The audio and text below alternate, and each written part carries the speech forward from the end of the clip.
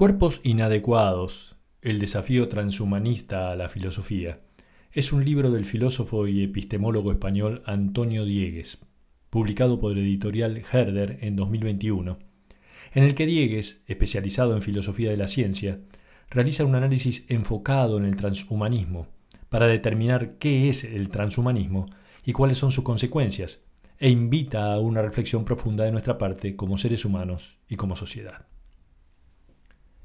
La especie humana puede, si lo desea, trascenderse a sí misma como humanidad. Necesitamos un nombre para esta nueva creencia. Quizás transhumanismo pueda servir. Esto lo dijo el biólogo inglés Julian Huxley en 1959. Una forma simple de caracterizar al transhumanismo es entenderlo como la convicción de que el ser humano vive en un soporte inadecuado, que es su cuerpo biológico, y que la tecnología puede ser un medio para remediar esa deficiencia. Cuando digo mi cuerpo es mío, esa afirmación es realizada por mí, pero emitida desde un espacio personal más profundo, como si el propio cuerpo físico y la conciencia del cuerpo fueran dos entidades distintas. El transhumanismo toma esta idea y va más allá en el desapego de la carne, y proclama que mi cuerpo es una forma contingente de mi existencia.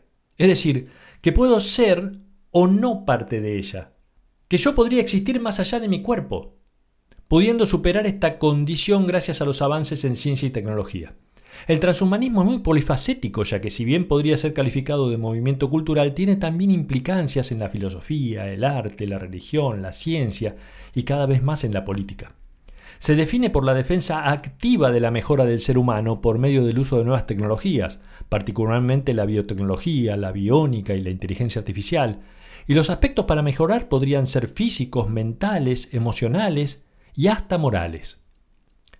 La tecnología ha puesto desde la segunda mitad del siglo XX un poder temible y seductor en nuestras manos: la capacidad de modificar directamente al propio ser humano, su cuerpo y su cerebro. A esta posibilidad, el filósofo alemán Peter Sloterdijk la calificó como antropotécnica. La idea es que si nos lo propusiéramos, nuestra evolución estaría sustentada en nuestra voluntad, resonando promesas de inmortalidad, promesas que surgen ahora de los centros tecnológicos y no ya de los templos religiosos. Esto es el transhumanismo: defender la mejora directa y desinhibida del ser humano a través de las tecnologías. Primero por medio de drogas y medicamentos, luego a través de la ingeniería genética y finalmente mediante la unión con la máquina, lo que llamamos un cyborg. El objetivo es más ambicioso aún: la creación de una verdadera síntesis armónica entre lo orgánico y lo mecánico, que logre que el cyborg no sea solo un humano mecánicamente mejorado, sino una nueva entidad con una naturaleza propia y diferente de la que hoy poseemos. Un ser transhumano sería un ser humano mejorado tecnológicamente, pero también un ser en tránsito hacia algo nuevo, hacia una especie nueva, heredera de la nuestra. Es mitología más tecnología y es en esencia una rebelión contra la muerte. De lograrlo, el sucesor poshumano estaría estableciendo la probable desaparición del humano. Pero en el transhumanismo también hay gradaciones, y existe un transhumanista moderado que se conforma con introducir mejoras graduales que aumenten nuestra inteligencia, nuestra fortaleza, nuestra felicidad o nuestra longevidad. Y existe un transhumanista radical que cree que la era de lo humano está llegando a su fin, ya que hemos destruido las condiciones para extenderla en el tiempo, y por lo tanto es momento de desprenderse del cuerpo biológico, que nos ata como un lastre, para lograr la integración con la máquina. De este modo, el transhumanismo radical conduce a otro concepto: el poshumanismo. El poshumanismo no es un concepto unívoco, pero la vertiente del poshumanismo tecnocientífico pretende crear una nueva especie superior a la humana por medio de la tecnología, reemplazar al ser humano por algo distinto, defendiendo el derecho a la aplicación voluntaria de estas mejoras en base a la libertad individual para decidir sobre su propio destino. Resumiendo, los presupuestos filosóficos del discurso transhumanista son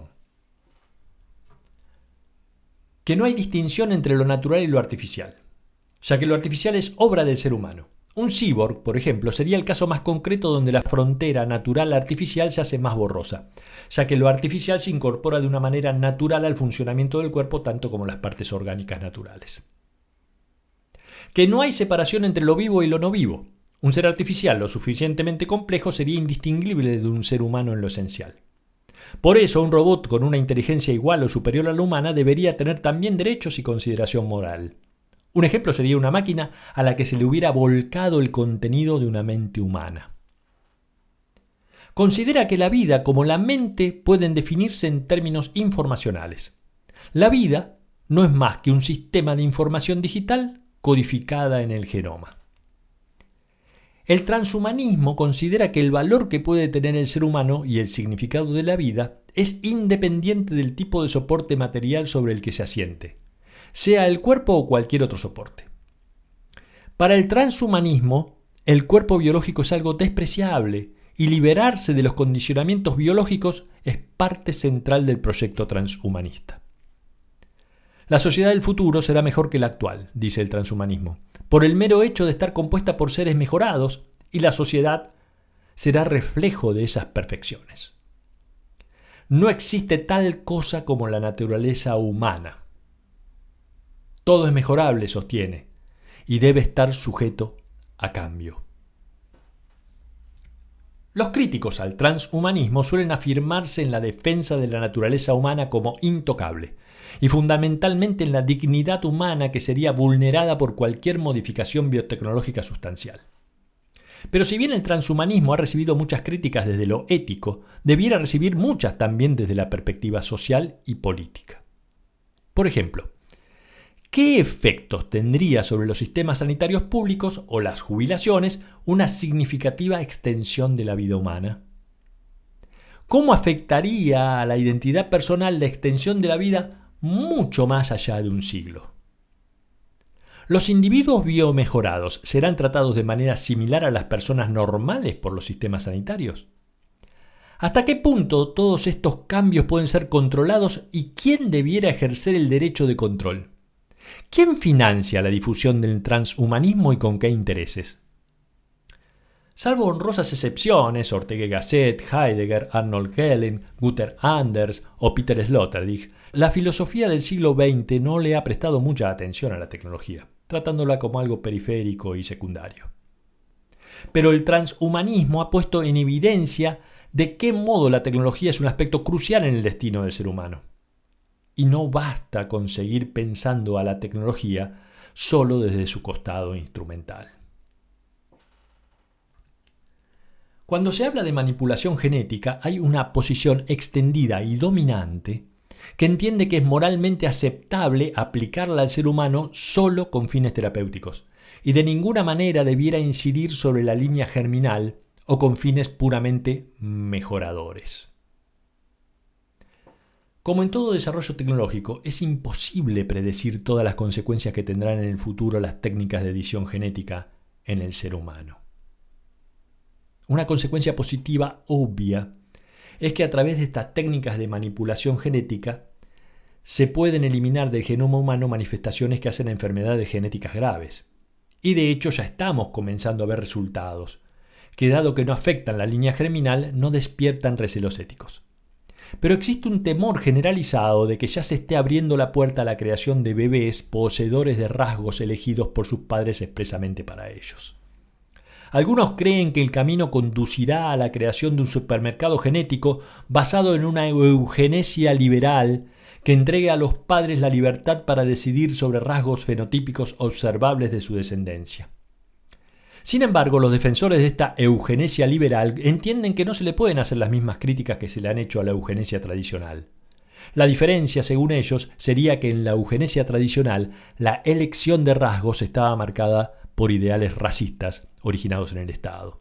En cambio, con la eugenesia liberal, los padres serían libres de elegir sin la presión del Estado. Una eugenesia basada en la libre elección de los individuos y no en decisiones emanadas del poder. El resultado sería entonces el producto de una suma de decisiones libres individuales, lo que contribuiría a multiplicar la diversidad genotípica y fenotípica. al contrario de lo que resulta de la uniformidad que perseguía la eugenesia tradicional.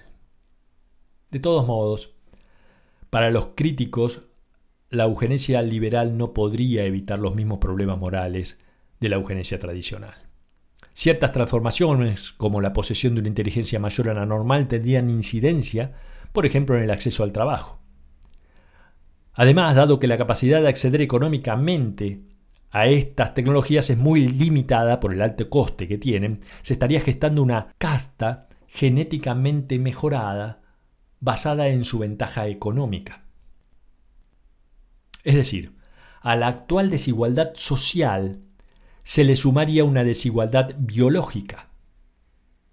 Y esta última, la desigualdad biológica, tendría un mayor riesgo aún de perpetuarse y agravarse que la desigualdad social.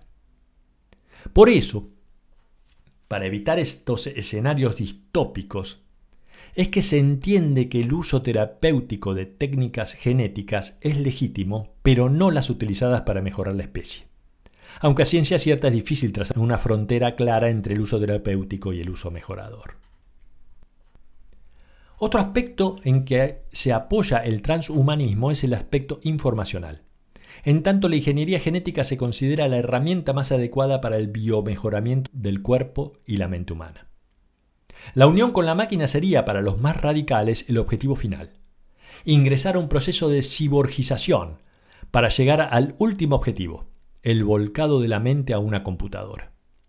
En este punto se entra en contacto con la inteligencia artificial, sobre la que casi todo el mundo parece tener una opinión. ¿Pero colaborará con nosotros o nos destruirá como especie? Por el momento, tenemos una inteligencia artificial particular, es decir, máquinas que despliegan una gran inteligencia para realizar tareas, pero tareas muy específicas. Pero lo que aparece en el horizonte es una superinteligencia artificial general, para lo que no existe garantía de que no termine en una máquina con autoconciencia o voluntad propia. El tema es que eso de tener voluntad, incluida la voluntad de dominio, es un rasgo demasiado humano, como decía Nietzsche. De todos modos, hay quienes piensan lo contrario, como el matemático sueco Ole Hagström, quien considera que el objetivo final es la completa autonomía de la máquina. En este punto, nos enfrentamos a la teoría de la singularidad de la máquina, un concepto que es apoyado por el filósofo australiano David Chalmers, quien afirma que la singularidad de la máquina se dará tarde o temprano, considerando que en el año 2100 se podrá acceder a una inteligencia artificial con capacidad superior a la humana. Y una vez llegado a este punto, será cuestión de tiempo para dar forma a la superinteligencia artificial que produzca esa singularidad. Teniendo en cuenta esta perspectiva, la propuesta de Chalmers es que, como medida preventiva, vayamos incluyendo nuestros valores morales en las máquinas mientras desarrollan su inteligencia, ya que será la única manera de evitar a largo plazo nuestra extinción o nuestra subordinación permanente a las máquinas. Y una estrategia sería integrarnos a ellas mediante la descarga gradual de nuestra mente. Una pregunta inquietante es qué pasa con el ser humano que realiza una descarga de su mente en una máquina. ¿Se destruye el original? ¿Sobreviviré al volcado? ¿Será consciente de sí misma mi versión descargada? ¿Seré yo? ¿Se preservará mi identidad personal? Otro factor sobre el que se debe reflexionar es acerca de la capacidad de controlar democráticamente la extensión de la inteligencia artificial. Así, el filósofo Luciano Floridi manifestó que el auténtico desafío no viene dado por las innovaciones tecnológicas, sino por la gobernanza de lo digital. En este entorno digital en el que las tecnologías de la información y la comunicación proliferan, lo más preocupante es que ejercen su poder como un monarca absoluto sin el más mínimo control público sobre sus posibles abusos, que no son otros que los abusos de las empresas que controlan estas tecnologías: Google, Meta, Amazon, Apple, Microsoft, Alibaba, Baidu Una concentración de poder jamás conocida, dominando los datos sin competencia e imponiendo sus reglas. Las aplicaciones de inteligencia artificial ya ocupan espacios en la medicina, la economía, las finanzas, el ejército, el procesamiento del lenguaje, el reconocimiento de imágenes, la robótica. Con su avance la tendremos pronto en nuestra vida cotidiana, desde electrodomésticos hasta edificios, desde oficinas a la política, del policía a la escuela. Se comienza a generar en nuestras proyecciones la distopía de sociedades gobernadas por poderes totalitarios, humanos sustituidos en sus trabajos por robots superinteligentes que un día decidirán separarnos como un estorbo. La inteligencia artificial ya se usa en armas letales inteligentes y autónomas, bots capaces de crear noticias falsas para desestabilizar enemigos políticos, en reconocimiento de caras, cibervigilancia. El peso de los algoritmos tomando decisiones en ámbitos esenciales como los laborales, los productivos o las finanzas. Pero también es cierto que la inteligencia artificial puede ayudarnos a enfrentar problemas gravísimos como el cambio climático, eliminar trabajos duros y rutinarios o mejorar el sistema sanitario. Por eso, antes de pensar en el volcado de la mente en una computadora o cómo enfrentar a robots superinteligentes, atendamos el problema de la gobernanza de la tecnología. Porque solo si mantenemos el control de la gobernanza tendremos la posibilidad de frustrar las anunciadas distopías. Por eso es hora de tomarse en serio el trabajo regulador y legislativo sobre la inteligencia artificial. Millones de personas anhelan la inmortalidad, pero no saben qué hacer consigo mismas una lluviosa tarde de domingo, dice la escritora británica Susan Hertz. ¿Cómo será la sociedad del futuro? En verdad, la sociedad del futuro inmediato se parecerá bastante a la nuestra. Existirán grandes desigualdades, padeceremos injusticias y conflictos armados, el fanatismo político y religioso generará enfrentamientos, centros de poder poco democráticos ampliarán su influencia, algunos problemas ecológicos se verán agravados. La tecnología no habrá eliminado ninguno de estos problemas. Y sería ingenuo pensar que lo hará. El investigador bielorruso Evgeny Morozov llama a esta ingenuidad la locura del solucionismo tecnológico, que cree que la sola presencia de la tecnología puede por sí misma resolver nuestras penurias. No solo las políticas o económicas, sino incluso las existenciales, hasta la propia muerte. Si bien posiblemente veamos una vida de duración extendida, seguramente no veremos ese paraíso en la Tierra que prometen desde Silicon Valley. Ya en 2013 Google fundó su empresa Calico, dedicada a las terapias antienvejecimiento. Pero las aspiraciones surgidas en Silicon Valley de lograr vencer a la muerte no son nuevas. Históricamente, ya a comienzos del siglo XX, una rama de la filosofía rusa, el cosmismo, planteaba el compromiso de no aceptar como indiscutible la muerte, considerando que morir es un estado condicionado por causas y no una cualidad humana. Entre estos filósofos rusos estaba Nicolás Fyodorov, quien planteaba que el organismo es una máquina con la que la conciencia se relaciona, como la bilis con el hígado. Por lo cual, si reconstruimos la máquina, la conciencia volverá a ella. En nuestros días, estas ideas vienen de la mano del historiador israelí Yuval Noah Harari, especialmente en su libro Homo Deus, donde predice que la muerte será derrotada en el año 2100. Hemos pasado de anhelar la buena muerte a no querer morir, y la vida de duración indefinida se empieza a ver como una conquista posible. Mientras, los transhumanistas tildan a sus críticos de bioconservadores, porque estos consideran que el objetivo de una vida indefinida es un desvarío. Porque los llamados bioconservadores creen que es imposible una vida de duración indefinida. Y para ello se afirman en la idea de que la muerte es un factum ontológico y psicológico que nos caracteriza como especie y le da sentido a la existencia. Que valoremos tanto la vida y los pequeños placeres que nos proporciona radica precisamente en la fragilidad de nuestra finitud. En el mismo sentido, Heidegger consideró la muerte propia como la certeza fundamental del ser humano. Una vida de duración indefinida borraría todo sentido narrativo de la vida, anularía su finalidad, desvalorizaría los acontecimientos y las cosas y terminaría por anular toda voluntad de acción.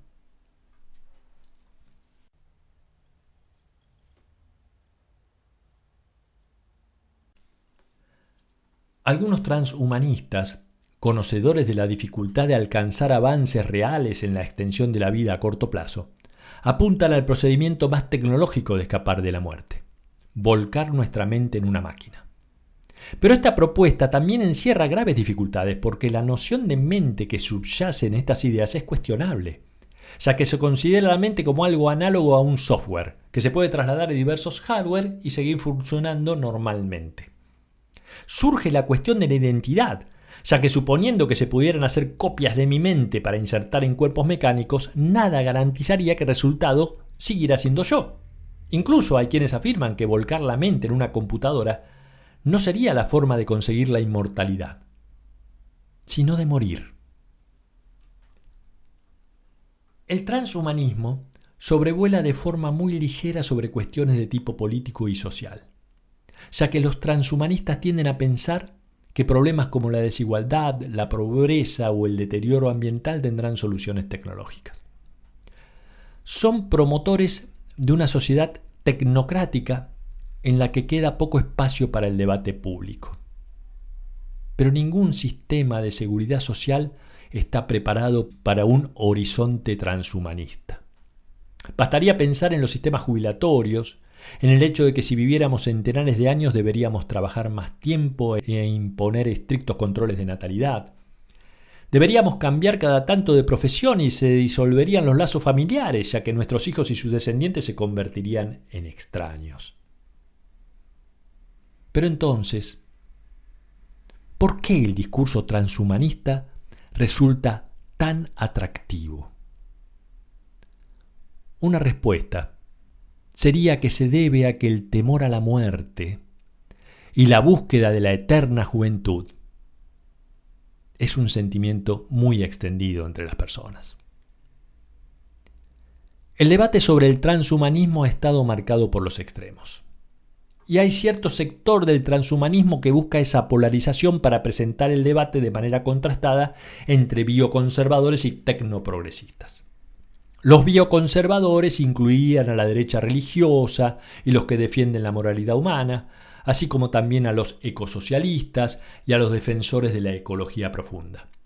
Todos ellos ven en el transhumanismo una forma extrema de capitalismo capaz de arrasar con toda la biosfera.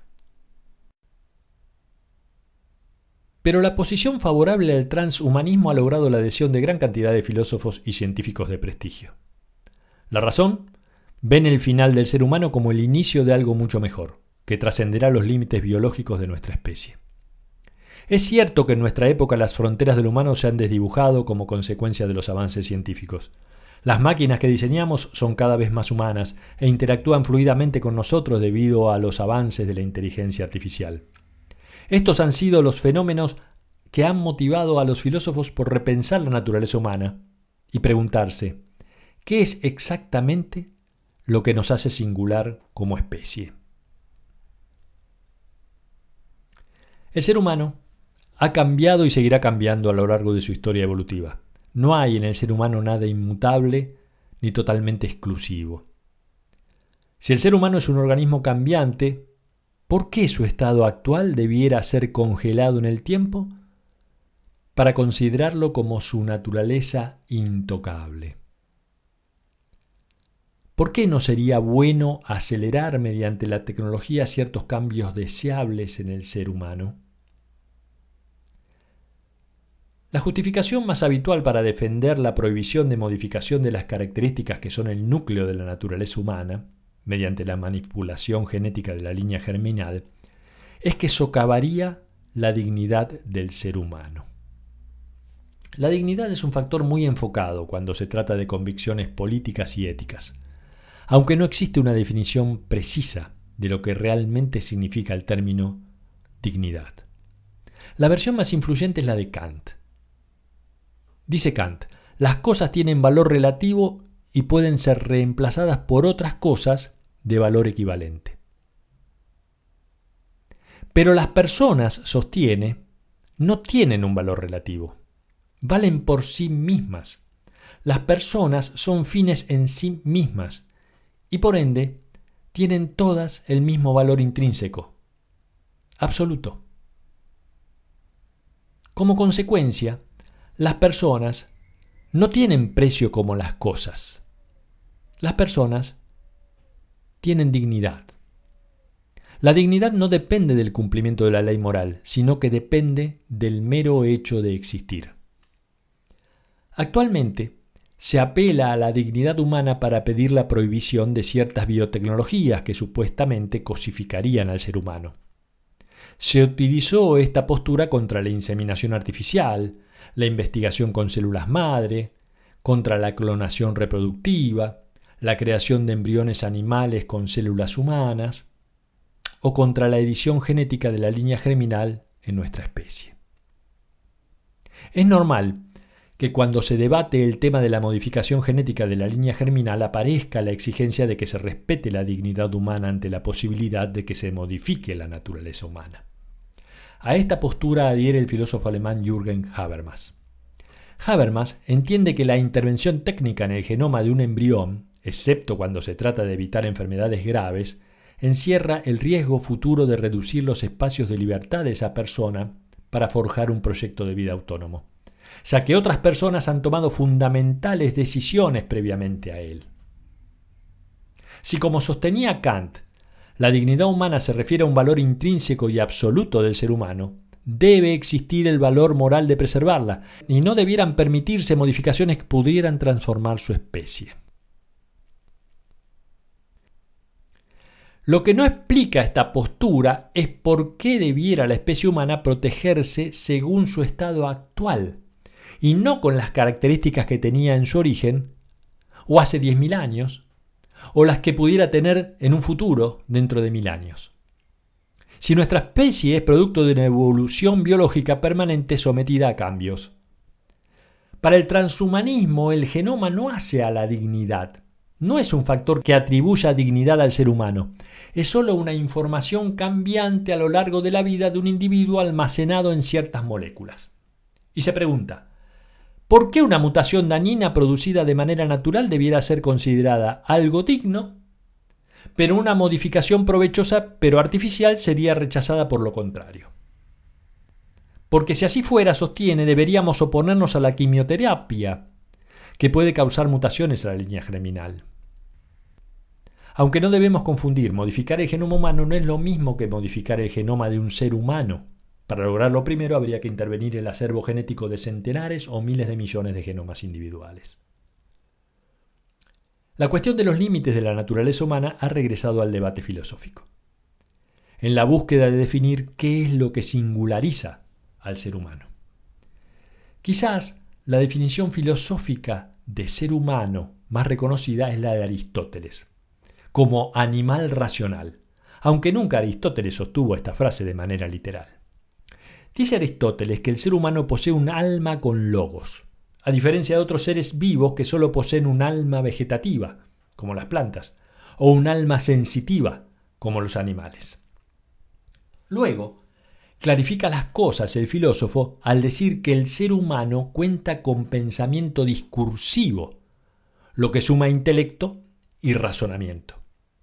Lo que dice Aristóteles es que el ser humano posee la palabra, no solo la voz, cosa que comparte con otros animales.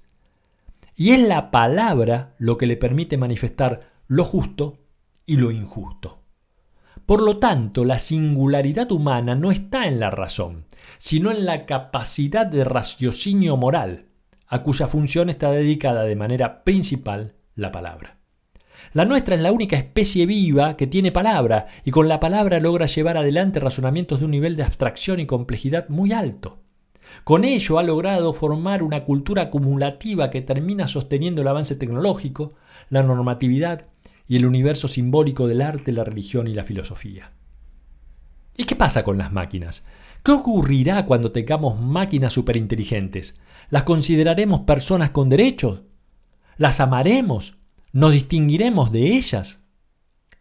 Ya hemos dicho que los transhumanistas no coinciden en que exista algo así como una naturaleza humana distintiva y que sea moralmente ilícito perturbarla o modificarla, como sí piensan los esencialistas. La idea de una naturaleza humana esencial choca con las nociones establecidas en la biología actual, porque las especies evolucionan, sus rasgos cambian con el tiempo, mientras que por definición la esencia es algo inmutable porque es atemporal. Que las especies tienen una naturaleza esencial y fija es predarwiniana. Los rasgos que consideramos naturales en verdad son productos históricos con cierto grado de perduración en el tiempo, pero que no se sostendrán así. En algún momento serán reemplazados por otros rasgos en una mezcla de evolución natural y designio humano. Lo que llamamos naturaleza humana es un conjunto de propiedades que cambian y seguirán cambiando, no un conjunto fijo que determine lo que somos de manera permanente y universal. Cercanamente, la pandemia del coronavirus vino a intervenir en el debate sobre el transhumanismo. En primer lugar, poniendo en primer plano la importancia del cuerpo biológico, que lejos de mostrarse como algo prescindible, manifestó su precaria realidad. Sin él no somos. Con él somos mortales. No hay alternativa. En segundo término, es que cuando ya se discutía el futuro de la medicina personalizada basada en los Big Data, la pandemia volvió sustancial retornar a la investigación básica y al viejo problema de defendernos de virus y bacterias. Cuando creíamos que estábamos cerca de un universo de cyborgs al filo de la inmortalidad, de pronto nos despertamos de ese sueño y nos vimos peligrosamente cerca de sentir la experiencia que vivía un ciudadano medieval.